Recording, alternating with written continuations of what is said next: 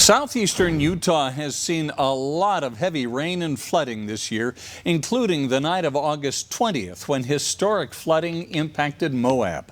Tonight, Fox 13 News anchor Brian Schnee shows us new video that highlights another side of what happened that night.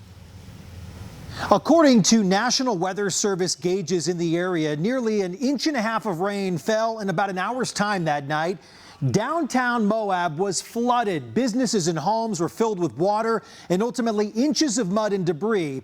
Some called the flooding a 1-in-100-year event. Now, here's some video from that night that you've likely never seen before.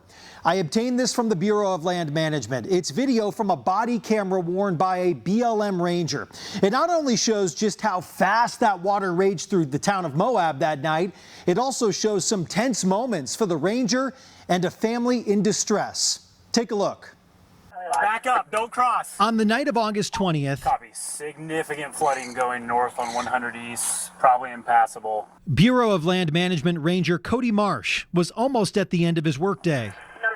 Room number 8. I actually was going off duty, and as I was on my way home, the rain just started coming, and we've been having a lot of flash flooding events in Moab, and my house actually flooded last summer due to a Pat Creek flash flood. But on this night, Cody stayed on duty. Everyone was busy. I knew I was pretty close, so I was just like, hey, I'll be en route. People were stranded in a motel room at the Kokopelli Lodge, quickly filling up with water. The streets were completely inundated. I've never seen anything like it in my career. I just knew the situation was rapidly evolving. I didn't know if there was going to be another surge, and the water level was coming up dramatically. Come out to me! Get out! Cody made it to room number 8. The first thing I saw was the wall AC unit was just a waterfall. There was water coming out of the AC unit in the wall. He came across 3 visitors from Paris who were visibly upset and scared. It's okay, to my truck. They forged ahead through the deep floodwaters. We stepped out into off that curb, it seemed like, and just immediately felt like someone pulled the rug out from underneath. The current was even stronger as they approached the road. And I just remember thinking, like, don't get swept downstream and get pinned up against this vehicle or lose her. Cody got back up and helped guide everyone through the fast-moving water. They all made it out okay. I got this vehicle in the back of my truck. All those rooms are getting flooded.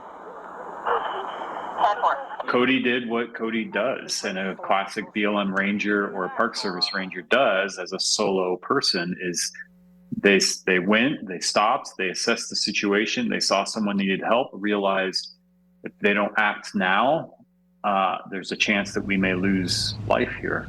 John, who owns the motel, ended up connecting with his guests shortly after and reunited them with their gear and put them up for the night in another hotel. Got up the next morning, dug out their car, which had been floating through the night, and got their car to them, and they went on their way. They actually sent me an email a couple days later with pictures of them camping near the Grand Canyon. Like nothing ever happened. This way! Right here! A night many in Moab will remember. I don't know if we'll ever see a flood like that in Moab again. Hopefully not. But hope to never experience again. I was happy that I was there. I was just the right place, right time. I was nearby. This is what they're trained to do, though. This is their job, and definitely a heroic moment. Ranger Marsh also told me he believes he did what any other officer or first responder would do in that situation. But something else to note. Earlier this year, Marsh received a prestigious award in Washington, D.C. He was named the Bureau of Land Management Ranger of the Year for 2022. To earn this honor, it comes with a lengthy criteria, part of which involves willingness to go above and beyond and heroic or exceptional achievement. In studio, Brian Schnee, Fox 13 News, Utah.